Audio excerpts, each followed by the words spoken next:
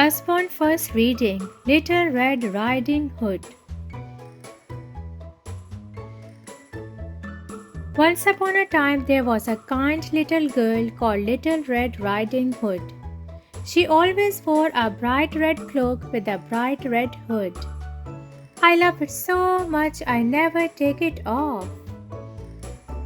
Little Red Riding Hood lived with her mother on the edge of some deep, dark woods. One day, Little Red Riding Hood's mother gave her a pot of vegetable soup.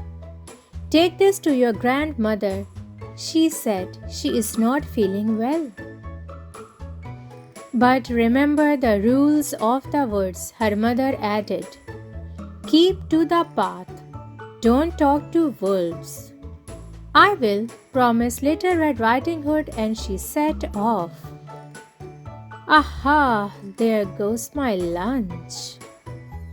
At first the sun shone and the birds sang.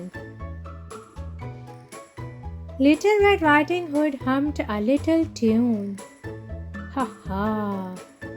Bent down to tie her shoelace, skipped along the path, and stopped to smell the flowers. At last. "Good morning, Little Red Riding Hood," called a woodcutter. "Rats!" "Good morning," said Little Red Riding Hood, waving to him. "I know. I will run ahead and wait for her." Little Red Riding Hood walked deeper and deeper into the woods. It grew darker and darker. Then the sun hid behind the clouds and it got darker still. "Come on, Lunch. Where are you?" So Little Red Riding Hood didn't see the wolf waiting for her on the path. And the wolf didn't see Little Red Riding Hood either. "My tail!" Oops! Little Red Riding Hood stepped on the wolf's tail, then on his paw, and dropped her basket smack on his head. "My paw! My head!" "Look where you are going," said the wolf huffily.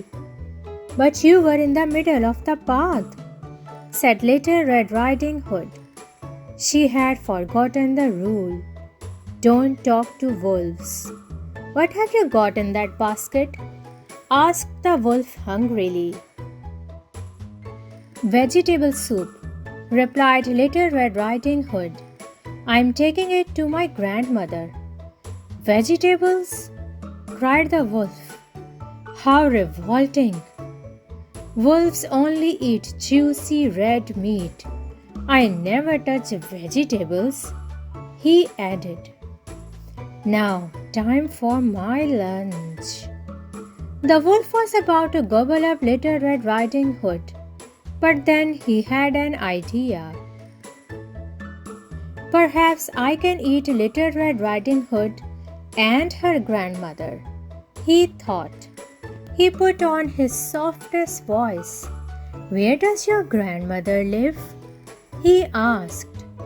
"In the cottage on the other side of the woods," said Little Red Riding Hood. "How perfect," thought the wolf, rubbing his tummy. "How delicious. Why don't you take her some flowers?" he suggested. "That's a lovely idea. What a kind wolf you are," said Little Red Riding Hood. So Little Red Riding Hood left the path to look for flowers, and the wolf raced off to the grandmother's house. He knocked lightly on the door. Tap, tap, tap. "I am so wonderfully wicked and clever." "Who is there?" asked the grandmother. "Your granddaughter, Little Red Riding Hood," squeaked the wolf.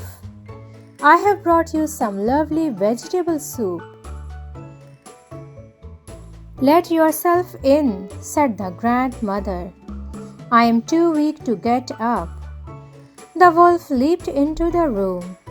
He gobbled up Little Red Riding Hood's grandmother. Bony, but not bad. Then he climbed into bed to wait for Little Red Riding Hood. Soon he heard a knock at the door. "Who is there?" he said. "Your granddaughter, Little Red Riding Hood." "Let yourself in," called the wolf. "I'm too weak to get up." He pulled on the grandmother's cap and hid under her blankets. "I have brought you some vegetable soup," said Little Red Riding Hood. "Lovely," snarled the wolf. Lovely," he added in a squeak. "Put the basket on the stool and come and sit next to me." Little Red Riding Hood looked at her grandmother. She looked again. "Oh, grandmother," she said, "what big ears you have!" "All the better to hear you with," said the wolf. Little Red Riding Hood came closer to the bed. "Oh, grandmother," she said, "what big eyes you have!" "All the better to see you with," said the wolf.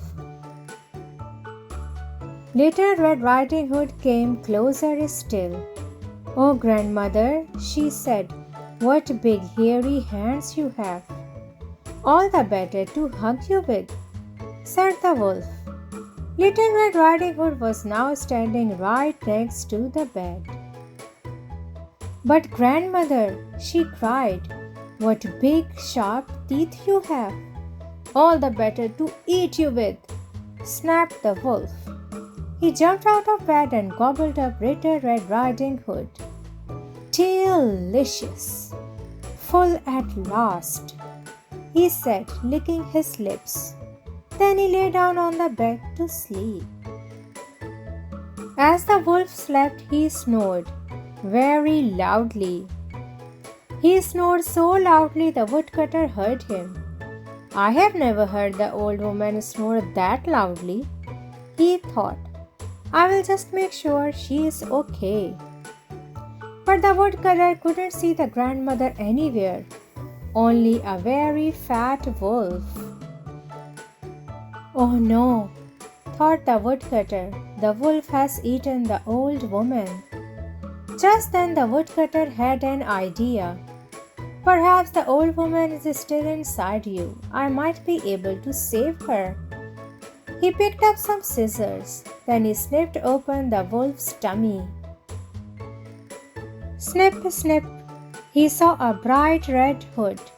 Snip, snip, Little Red Riding Hood's head popped out. "Phew! Keep cutting," she cried. "Grandmother is still in there." Snippity snip, faster and faster. The woodcutter kept cutting until grandmother popped out too. Did I fall asleep? Quick as a flash, Little Red Riding Hood ran outside and picked up lots of stones. The woodcutter put them in the wolf's tummy and the grandmother sewed the tummy up. Then the wolf woke up. He tried to sneak out of the door, but the stones rattled inside him. "Now everyone can hear you coming," said the woodcutter, laughing. "But I will never catch anyone," cried the wolf. "Exactly," said the woodcutter. "You will just have to eat vegetables instead," said Little Red Riding Hood. The wolf never ate another person. "I don't like little girls." As for Little Red Riding Hood, she never ever talked to a wolf again.